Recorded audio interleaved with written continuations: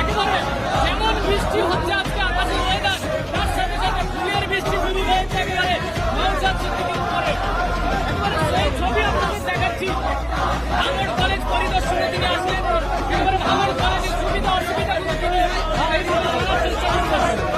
এই প্রথম নওশাদ সিদ্দিকী ভাঙড় কলেজে জানার দুর্গম জীবনে দুইবার বিকাশ একেবারে 5 বছর পরে তিনি এই প্রথম একেবারে কলেজে পা রাখলেন।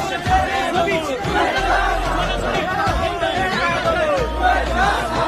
ভাইজানের আন্দোলন, ভাইজানের আন্দোলন।